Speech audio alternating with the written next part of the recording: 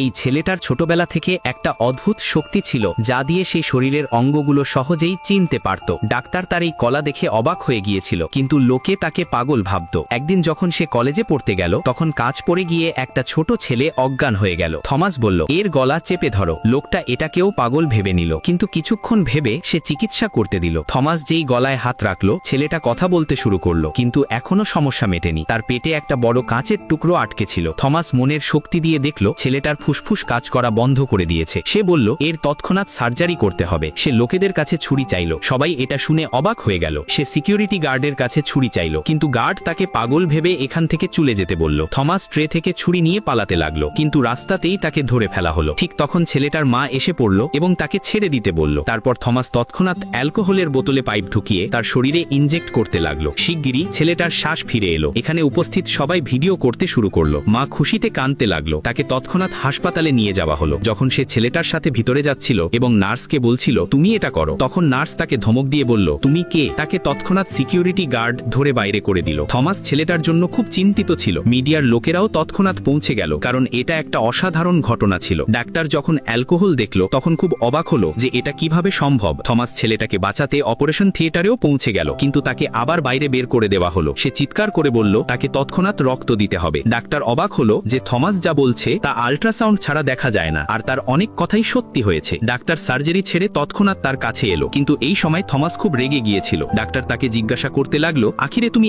এত বিস্তারিতভাবে কিভাবে বলে দিলে যে এর রক্ত লাগবে? থমাস বলল, আমার ছোটবেলা থেকে মেডিকেলের অনেক জ্ঞান আছে। যখন সব ডাক্তারদের মিটিং চলছিল, থমাসের ভিডিও ভাইরাল হতে শুরু করলো। মেডিকেল ডিগ্রি ছাড়াই থমাস সার্জারি করেছে। এটা শুনে মিডিয়া থমাসের সম্পর্কে জিজ্ঞাসা করতে লাগলো। পরের দিন হাসপাতালের মালিক তাকে অফিসে ডাকলো।